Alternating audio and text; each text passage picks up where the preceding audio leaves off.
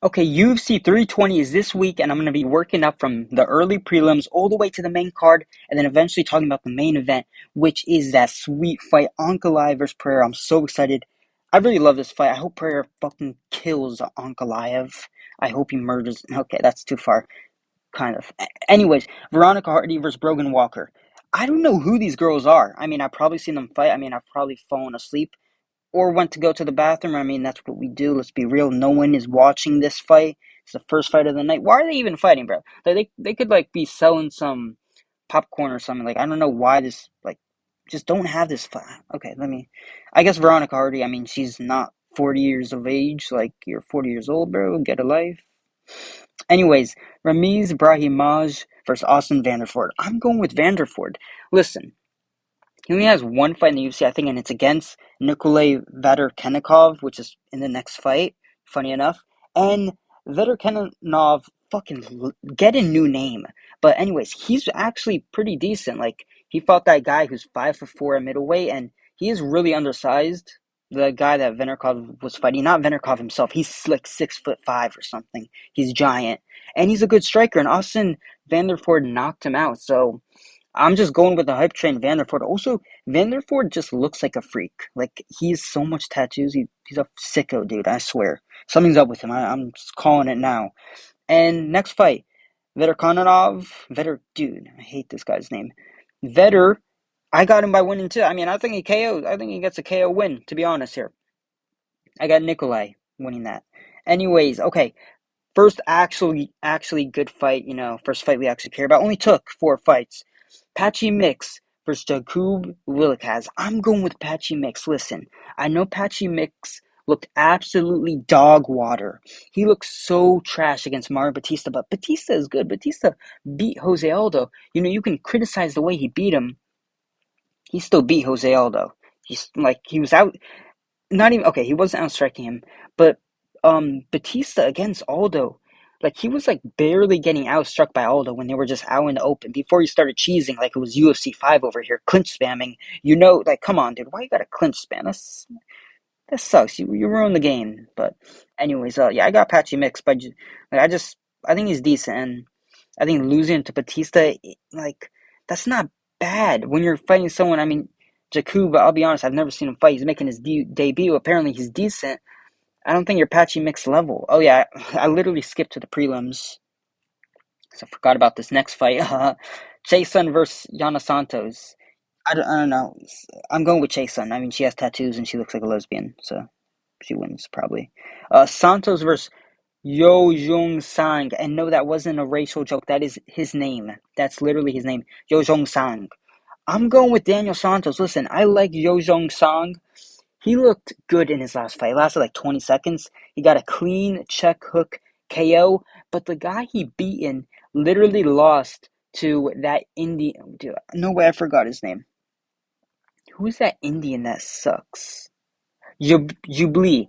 He lost to Jubli. The guy Sang KO'd lost to Jubli. If you're losing to Jubli, never mind not being in the UFC. Like there's some fighters who like, dude, this guy's not UFC level. You're not MMA level. Like you should not be fighting or training if you're losing to Jubli. So of course he knocked him out. Screw UFC level guys being able to knock out someone like that. Any MMA fighter would knock out the guy Sang fought. You lost to Jubli, bro. Like that's embarrassing. Santos, on the other hand, he's been tested multiple times. I trust in Santos's level, so yeah, I'm just going with Santos. He's a safer pick, and I'm guessing I wouldn't be surprised if they make Sang a favorite because the odds makers are special needs, and he got a KO. That was a good KO win, but like they don't look at anything past that for some reason, so because they're dumb. Next, Gutierrez versus Farid Basharat. This is a tricky fight, to be honest. I want to go with Basharat, but I wouldn't be surprised if this is one of those fights where Basharat's younger, undefeated, he never lost. He's fighting Chris Gutierrez, who's lost multiple times. He's old, and Chris Gutierrez is just gonna get a crafty vet win. But I'm going with the younger guy. I'm going with Basharat, dude. Also, his name is badass. Basharat. Your name is Basharat. I hope you win. Versus Chris Gutierrez. Gutierrez sounds like he just crossed the border over here. Basharat sounds like an assassin. So I'm going with Basharat. Next fight, Shabazian versus Andre Muniz.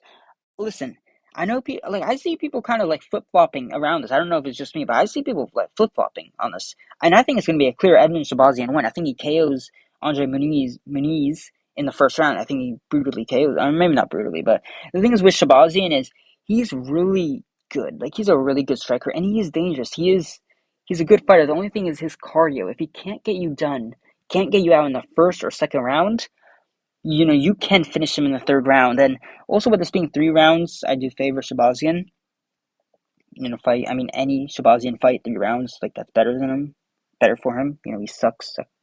He sucks at lasting. I don't know what's up with him. I mean, it's probably messed up ribs, but anyways, like also Shabazian in his recent fights, he's actually been like looking decent cardio wise. Like he's been winning decisions, like some decisions. Yeah, he lost to GM3. That was embarrassing, to be honest. Like you had him out and you lost. Like GM3 is good, but still, that loss was embarrassing. But recently, he's been winning some decisions, looking decent in the third round. So I trust Edmund, even if it goes to decision. Like I trust in Edmund at least securing the first 2 rounds. But I do think he create KOs Muniz. I mean, Muniz has been KO'd before, and Shabazian is really dangerous. Next, Adebayo Gutierrez versus Ozzy Diaz. Listen, I'm going with Gutierrez. You do not like. Unless I'm not in my right mind, I am not going against Gutierrez against Ozzy Diaz, some fat Mexican with a receding hairline. Like, fuck. Went to Reyes. Don't remind me of Reyes getting KO'd, bro. That's fucked up. Next, like, look at his hairline. Like, it's so bad. It's so bad. Like, I could see it from the little profile. Like, that's not good. You just gotta shave it off at this point. And you know what that's a sign of? Low testosterone, I think. I don't even know if that's 100% sure, but fuck it, dude. Gutierrez, he's just a specimen. He's strong and he's fucking black and athletic as hell. So he probably just KOs Ozzy Diaz. Like Ozzy Diaz is a fat Mexican. He's a fat Mexican with decent cardio, but I mean probably maybe he has decent cardio. I don't know. But Gutierrez, I do see him losing so indecent, but not Ozzy Diaz, dude. Ozzy Diaz sounds like a Mario character. Okay, Magomedov versus Joe Pyfer. I think this is a lock. I think this is a lock for Joe Pyfer. Yes, Magomedov is decent. He's only lost to Strickland and to Barella, and those are two good guys to lose to. Like those are your only losses. That's not embarrassing by any means. But still, in his last fight, he looked so terrible. He fought Michel Pereira. I don't know if you guys remember it. You guys probably went to sleep because it was one of the worst fights ever. I mean, they just did nothing, and we saw how Michel Pereira got KO'd in 10 seconds by I forgot. I'm bad with names. All right, but like Michel Pereira, he hasn't looked good since that loss. So that's a terrible performance. And also, Joe Pyfer is good. Like he's a good fighter. He has decent cardio. Magomedov, like people are talking about Joe Piper's cardio, he slows down a little bit. Magomedov is ass. He slows down. He does not have good cardio. He does not have good cardio. Like you're making Michel Pereira look like he has average cardio. Like what are you doing? Like he's just no. I do not trust Magomedov to win this fight. Next fight, Piper versus Yusuf Zalal. Listen, I got Zalal. I think this is another lock. I think this is easy win for Zalal unless he gets KO'd with one shot, which of course, yeah, it's Josh Emmett. In any Josh Emmett fight, you have to consider that. But also, this is featherweight, and I don't like making predictions off one punch KOs, like MMA Guru picking Sean O'Malley because he could land one shot against Merab. Terrible, I had to throw that little shot in at the Guru, but that was a terrible pick. But anyways, Emmett versus Zalal. I got Zalal, dude. I think he just dances around the cage with like a chicken. He's just dancing, popping, like pit pattering. Like I don't know. Maybe he tries to brush Josh Emmett's bald head. I don't really know. He's probably just gonna. Yeah, I mean it's pretty easy to see how this fight's gonna go. Zalal, he's gonna pit patter at range. He's gonna move. He has great footwork. Josh Emmett is old. He's had injuries. His footwork hasn't been the best, even in his prime, let alone now. Like, he's going to be an old, decrepit man trying to chase the law, who's used to running away from the immigration police. He's used to running away from ICE. You think he's not going to be able to run away from Josh Emmett? Please, dude. Josh Emmett is a 40-year-old turtle with no knees. And, yeah, I just got Zalal. He's going to pit patter at range and fucking run circles around Josh Emmett. It's probably going to be boring. Let's be real. Is Zalal, Halal Zalal That should be his new nickname. I'm calling him Halal Zalal until he changes his name to that because his current nickname is ass. But Zalal, he was scared to engage with Calvin Kattar. Fucking Calvin Kattar, who has no knees and is on a five fight losing streak at that time. So you're scared to engage with Kattar, who has decent pop, he has decent power. But Emmett is way more powerful. So you're scared to engage with him. This fight's definitely going to be boring. So next, Jiri Prochazka versus Khalil Rountree. I got Jiri Prochazka winning, and I'm pretty confident in my pick against Jiri Prochazka because one thing about Khalil, in his wins and when he does look good, he likes to keep the fight at his pace. Like against Jamal Hill. Khalil Rountree kept the fight at his pace. I don't think Jiri's going to do that. Jiri's a madman. But Khalil, like, against Jamal Hill, like, he'll just stand there at range and Khalil will batter his legs, land 2 shots around. He's not super inactive during the fight, but he's not the most active fighter, and he does love to fight at a very specific pace. Same with Anthony Smith. He was getting backed up by Anthony Smith at one point. And I know it's like, I'm not saying I'm not saying he's gonna lose because of that performance against Smith. He did look good, and then like I'm not gonna use that fight to say Khalil's gonna lose. But still, you're getting backed up by Smith. You're getting pressured by Smith. This is your Prochazka, and against other guys like Jamal Hill won't pressure you like Jiri does. Pereira won't pressure you like Jiri does, and I see this being just a terrible matchup for Jamal Hill. Like I see this being worse than Pereira. Because Rountree was a southpaw. Per one of his biggest attacks is the calf kick that wasn't open for him. This is Jiri Prochazka. He's just gonna pressure you like a madman. You're not gonna be able to leg kick at range and throw a few overhands around. This is Jiri. He's gonna crowd you and throw elbows and throw punches at weird angles. He has good head movement, and he looked the best he's ever looked against Jamal Hill. Like Jiri looked the best against Jamal Hill. He looked like he actually trained. And when I say train, I mean training the basics. Like he was throwing counters, head movement, counter. Like he looked really good against Jamal Hill. He looked so good against Jamal Hill. And yeah, the story of this fight, I just see it going Khalil, like maybe in the first round. I see Khalil winning the first round, but in the second and third, when Jiri really actually gets into the fight and he's gonna turn up the pressure, I don't see Rountree hanging. And also against Pereira, Rountree did kind of break. I know that was a crazy fight. He isn't like a pussy for breaking against Pereira in that fight. Like Pereira was hitting him with nasty shots. So that isn't like a dig at Rountree. But still, if you're able to break at all, Jiri Prochazka is gonna be able to break you. Like he's gonna find it. Just like Rakic, who was winning the entire fight until Jiri landed one punch. And he was just all on him. It just takes one punch and he will find the finish. And I just see Khalil breaking, dude. I see him breaking.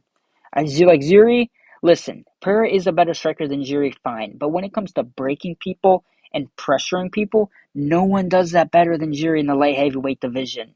No one does that. And Khalil, since fighting Pereira, he did say, like when he fought Jamal Hill, like he said, since he gassed out against Pereira, he likes to fight at a slower pace. Like that's why the fight against Jamal Hill, he knocked him down 5 times and didn't follow up because he wanted to secure rounds. He didn't want to go all or nothing in the early rounds. And if you try to do that against someone like Jiri, you try to play it slow, dude, he's gonna bulldoze through you. He's gonna fucking bulldoze through you. So I'm going with Jiri. Knock some sense into him. Khalil Rountree is literally in a cold, dude. Like knock some sense in him. Next, Merab versus Cory. I'm not gonna lie, I was so close to picking Cory Sandhagen. Like I was because Cory, he's such a good striker, and he's not just a good striker. He's a good, well-rounded fighter. He's probably the most well-rounded fighter. No, actually, no, he's not the most well-rounded fighter in the division. Umar's alone is just better than him at that. But anyways, Cory is a really well-rounded fighter. He is great striking, good wrestling. So I really wanted to pick him, and he's super technical too. I know, like the memes about Cory. I know, but he is really technical, and I do see his team developing a really good game plan for someone like Merab. But sometimes, dude, sometimes a game plan doesn't work, and I don't think a game plan is going to work against someone like Merab. Someone like Merab, the only way I see someone beating Merab is if they can out wrestle him and get top position and slow the fight at the pace. Because if you're on top of him and you're just holding him down, he can't run a crazy cardio game on you. But Umar couldn't even do that. Um, and another way of you winning, you gotta KO him. You gotta KO him, or you gotta have enough power to make him fight on the back foot, and then you could just outstrike him. Kind of like what Sean O'Malley did in the first fight, even though he did lose. Merab was kind of intimidated by Sean O'Malley's power, to the point where a lot of the times he was just at range, but O'Malley couldn't. I don't know. He couldn't really work off of that because Merab has really good footwork in that fight, just in and out. Yeah, Merab is so good, dude. His footwork is so good. His footwork is really good. I think he's going to give Cory problems even on the feet. Like, Cory, he's going to try and find range, and yes, Cory is longer, he is taller, but still, Merab really impressed me in that second fight and in the first fight, too, with how good his movement in and out was. Like, Sean O'Malley could not find a range on Merab. And also, Sean O'Malley is a lot more dangerous than Cory when it comes to his boxing, when it comes to his punches. Sure, Cory Sandhagen can do a crazy man's flying knee or a wheel kick and he can KO you, sure. But when it comes to the boxing, getting hit by Sean O'Malley is just way more dangerous than getting hit by Cory Sandhagen. Like, when have you seen Cory really drop someone with a punch? Besides, like, TJ Dillashaw. And that was, like, he had a crazy angle. He had a really good angle, and he, like, flash knocked him down. Like, you're not KOing Merab. You're not KOing Merab, little bro. Like, I'm going to be honest. And I guess he could land a flying knee, but it's like, sure, he could land a flying knee. A meteor could fall in the cage too. You know that. That's probably gonna happen just as likely, to be honest. But anyways, I got Cory. I don't got you, Cory. I got Merab, and I think in the beginning of the fight it's gonna be close, but it's really gonna slip out of Cory's hands. Like in the first round, when they're fresh and Rob is just slowly working. He's trying to get the pace of the fight. He's trying to get reads on Cory. And when Cory's fresh and he has a full gas tank, okay, sure, it's going to be close. But in the fourth round, the fourth and fifth rounds, Cory's going to be gassed. And if you get to the fourth and fifth rounds with Merab, you are losing. I don't care who you are. You are losing.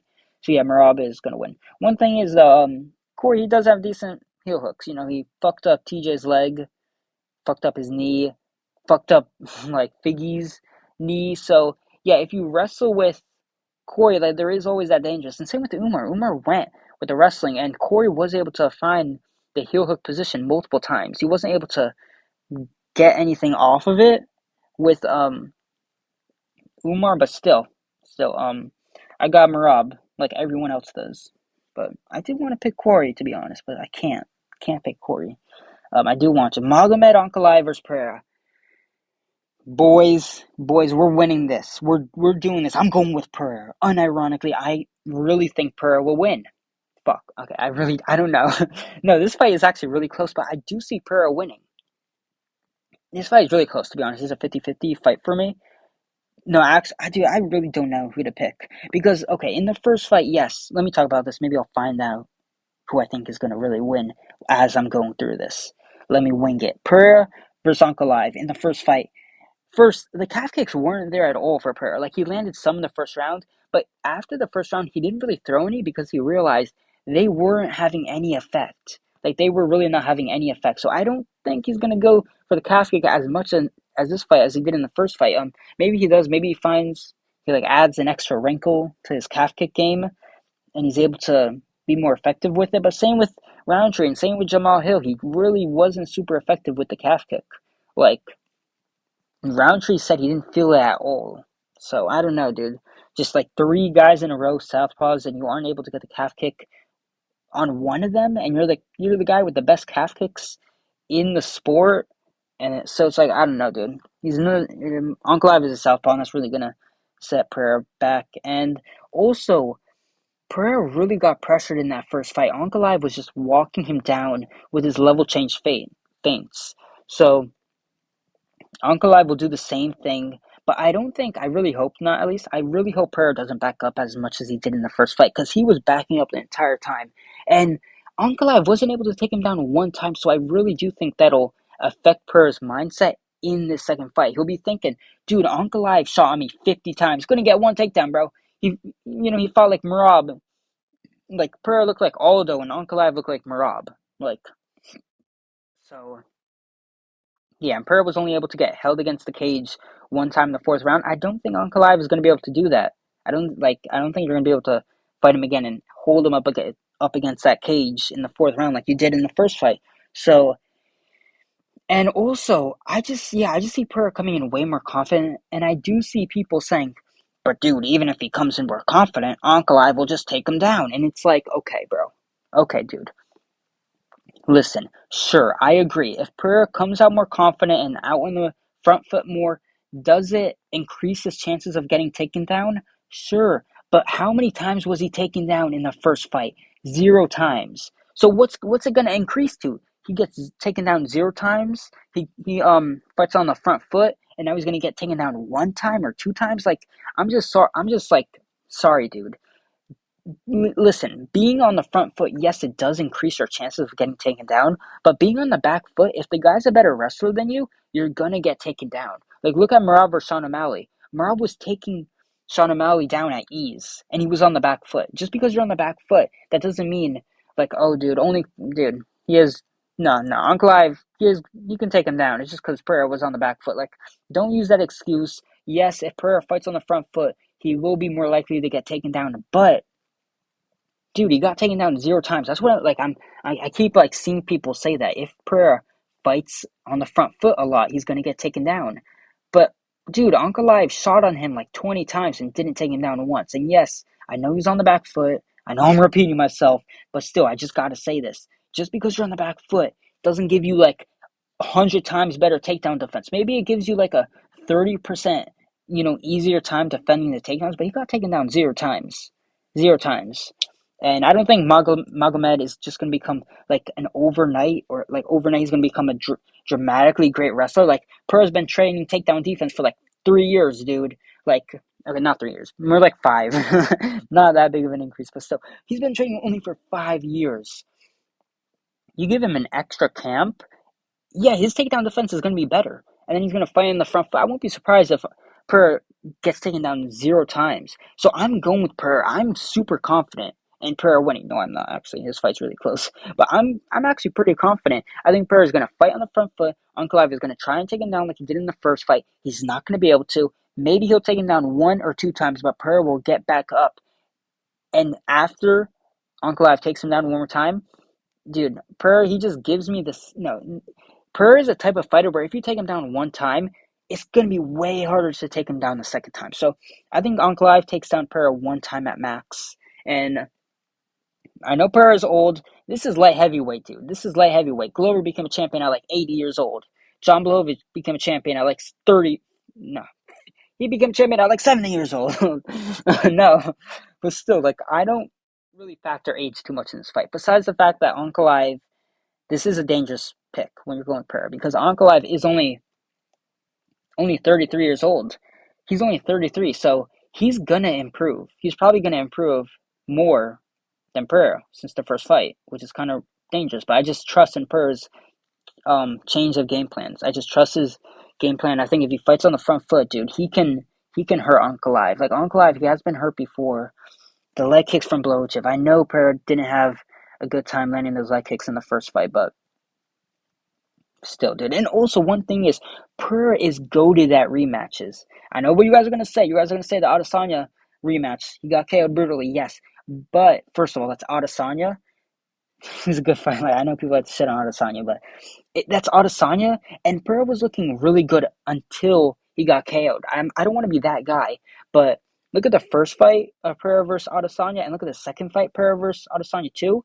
Dude, Pereira looked way better. He was landing the calf kicks easier somehow. He was landing nasty combos. He was backing up Adesanya. I know it's part of Adesanya's game, get backed up, but let's be real here. If Adesanya couldn't get backed up, or if he had the choice not to get backed up, he wouldn't.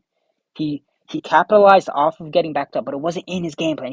His game plan wasn't, oh yeah, let Pereira beat me up on the side of a cage. No, dude. And then you look at Jiri. You look at the second Jiri fight. Pereira put a clinic on Jiri. The first fight for Jiri was kind of close until Pereira KO'd him. In the second fight, Pereira was just completely outstriking Jiri. He was landing the calf kicks better. He was landing the body jab better. His boxing looked better. He knocked him down in the first round. Head kick KO'd him in the second round. Pereira is awesome at rematches. So I really do think Pereira is going to improve a lot. And also, yeah, I got Pereira, dude. I don't know. I might be a Pereira meat rider, but I'm feeling it, dude. I'm feeling the MMA gods are telling me Pereira is gonna win by let me pick the round because he is gonna KO his fucking goat fucking ass, you know. Sorry, that was too much. But Uncle I, listen, you might like to date goats. Pereira is the goat, and he's KOing you in the third round. I'm feeling it. Third round KO by Alex Pereira. Let's go. I got Pereira, dude. I hope he wins. You know, this might be a little bit delusional, but hey, dude. Hey, we're all a little bit delusional towards our favorite fighters. So, but yeah, I got Pereira. See you guys in the next one. Enjoy. I'm gonna get this right.